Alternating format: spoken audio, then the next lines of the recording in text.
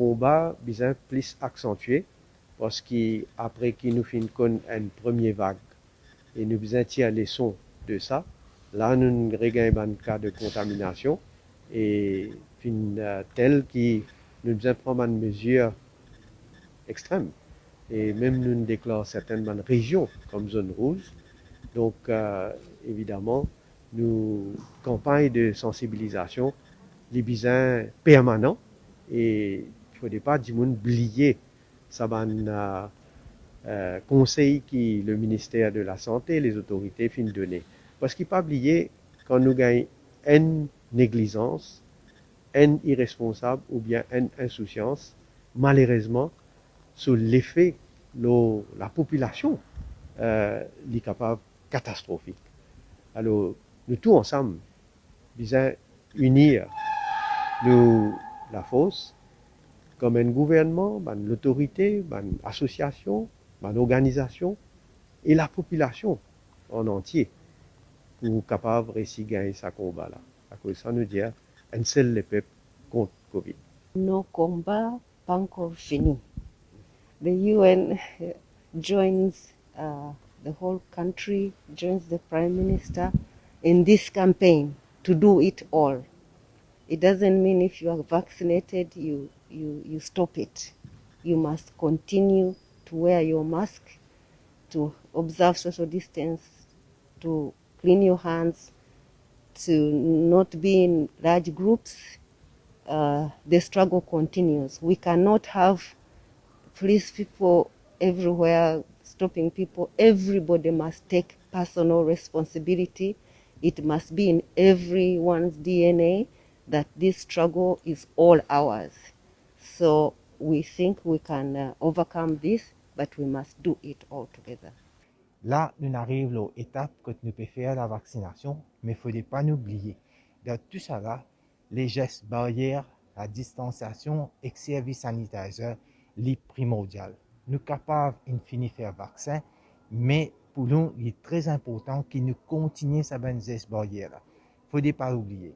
Avec deuxième vague, nous connaissons qui finit d'arriver, et maintenant, si aujourd'hui, nous pouvons réussir à sortir dans cette deuxième vague là, l'autre étape, c'est que si nous finissons faire nos vaccins et que nous mettons toutes les mesures sanitaires et surtout aujourd'hui, avec les jeunes qui là pour sensibiliser la population, nous tous ensemble, nous sommes capables de combattre Covid-19 bien vite.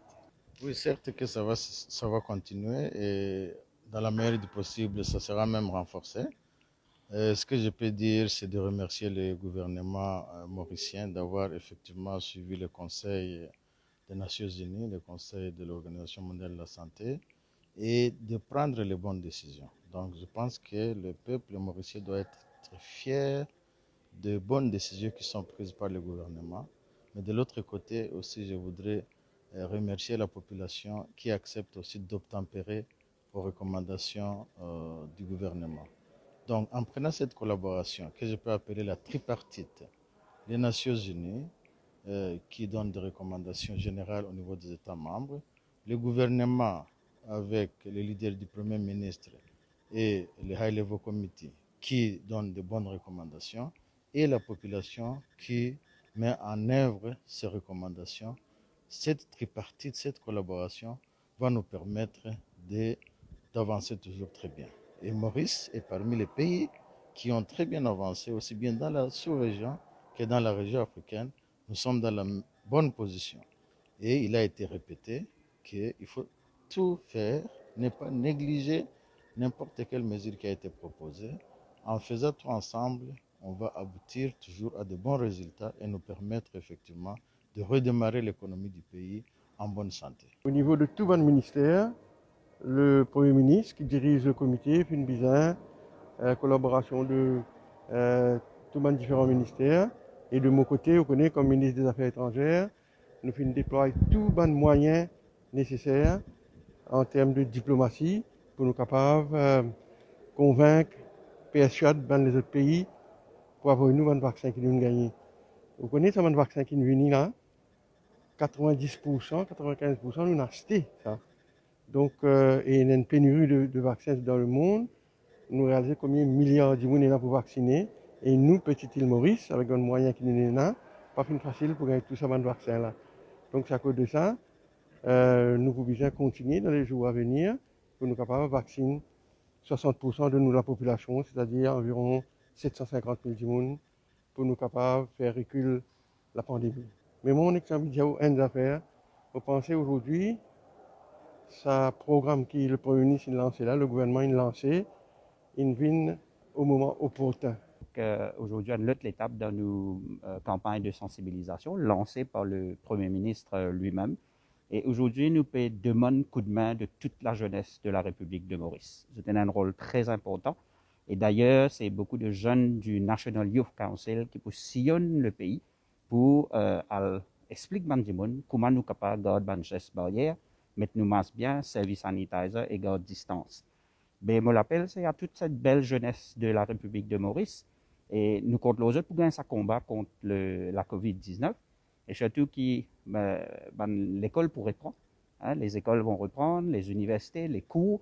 Donc, je tenais d'abord même pour être responsable quand je suis à l'école et aussi responsabilise et cause avec les camarades pour que tout le monde continue à respecter sa geste barrière. Donc, d'abord, j'ai envie de remercier le Premier ministre qui nous fait confiance à les jeunes, qui nous donne la voix pour nous, comme si nous pouvions combattre cette Covid-là. Et il fait nous confiance. Et là, quand nous pour le terrain, nous pouvons sensibiliser les gens, nous pouvons dire qui ont gestes barrières qui bien respecter. Bien sûr, parce que mon pensée, c'est nous donne la voix pour qu'ils nous capables de sensibiliser les gens. Dire qui bien fait, qui pas bien fait, c'est à travers nous peut-être, nous capables d'aller plus de l'avant et combattre ce virus. NCLP contre Covid.